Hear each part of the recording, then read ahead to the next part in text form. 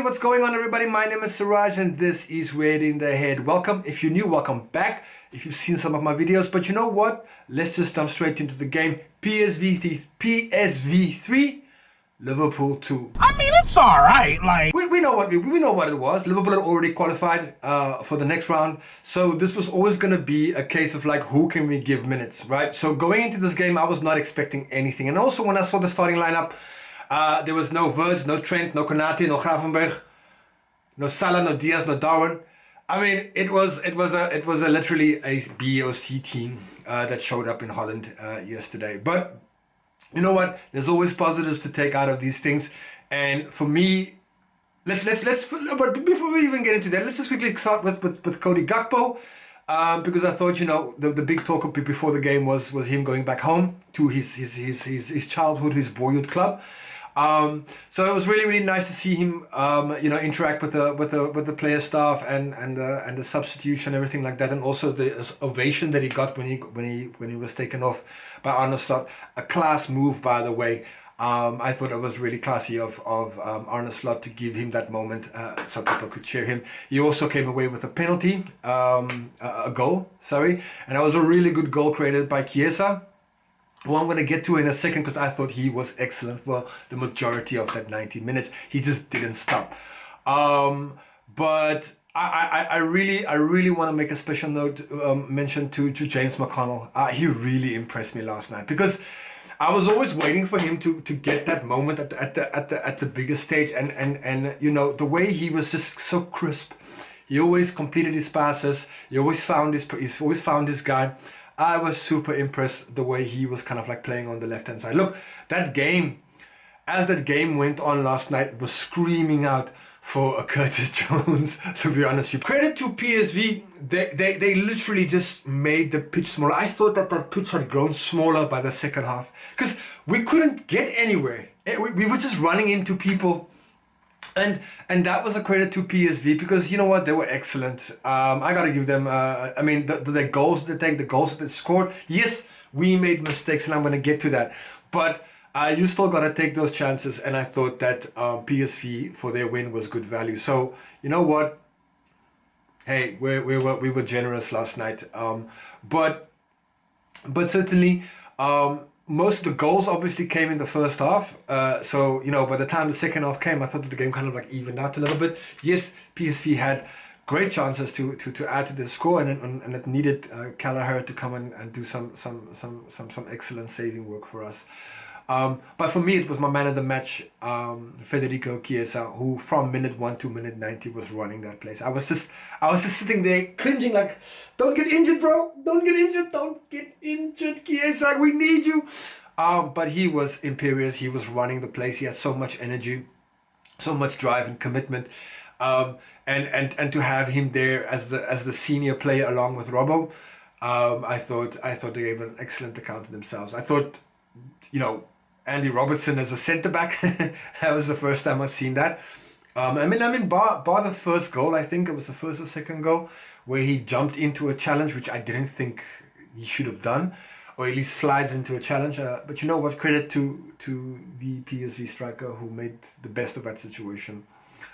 The other thing, Amara Nalo. Hey, this guy, he came on, he made his debut for Liverpool. I was trying to think. Sorry, I was trying to think if there was any other players who had made their debut and gotten a red card. I'm trying to think of any players, and so maybe just leave a comment leave a comment there and let me know if you know of anybody that made that got a red card. Sorry, on their debut. It sucks for him, but you know what? He was just caught in no man's land. Didn't see what was happening around him. And, you know, made a rash challenge, kicked the guy in his nutsack, in his family jewels. The ref had obviously no choice but to send him off. And I thought that was kind of unfortunate. But all in all, yeah, it could have been better in that kind of sense. It could have done much better. But the thing I want to kind of come up to is the next player for me, which I think is really important, and that is Jarell Kwanzaa. I've made no secret that I've been critical of him, which we can be if we're fans. I don't necessarily go out of my way to criticize any Liverpool player, but I thought that the from where he was last season and the season before, I felt that the season was a big jump off. And each time he plays, I really hope that he has better games.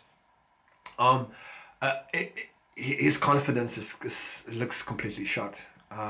You know, I think he was very much involved in almost 2 goals, which he was directly responsible for, or had a big hand in that. Um, and I think the most important thing for me, and I know Slot was gonna do this, is that someone puts an arm around him, because there's a good player in there. He's just suffering from a lack of confidence, and you can see that he's second guessing himself. He's taking his time on the ball is so long. So what I really loved about Joel Kwanzaa last season is that he was not afraid to break the line, a la Joel Matip. He wasn't afraid to break out of defense and carry the ball up, and I think that's the thing. And look, he was obviously not helped by having Andy Robertson as a left back, as a centre back next to him. Who can? but I'm hoping, and you know what, I do think that there's an excellent player in there. So for the rest of the season, I hope that he gets more game time. I hope that we can give him the game time in the cup games wherever we can, though I'm afraid, those opportunities are going to be far and few between. So, let me just say, I want to end it off is let's go easy on them. Let's go easy on him. He is a kid. He is only 21 years old. And he is an excellent defender. There's an excellent defender in there. He's just going through a terrible time right now. So let's support him. I'm talking about myself, of course, to not be so harsh in my judgments. Okay, so that was it. We lost the game. I didn't feel any which way about it, because I thought, you know what, it sounded like a preseason friendly to me. But you know what, all credit to PSV. I'm not taking anything away from it. They absolutely deserve to win that game last night. So well done. Next up, on this coming Friday, is going to be the Champions League draw. For those of you who know how this thing kind of works, how the next stage will work, I mean, I'm sure there's lots of videos on YouTube. You can go check that out. What I kind of gleaned from what it is that in the last 16 we could be facing PSG or Brest. So I think for me that's an excellent matchup. I certainly feel that we are a much better team and a stronger team than PSG. And you know what, I'm pretty confident that we're gonna smash them. And you know what's the best part about being top of the group at Liverpool top?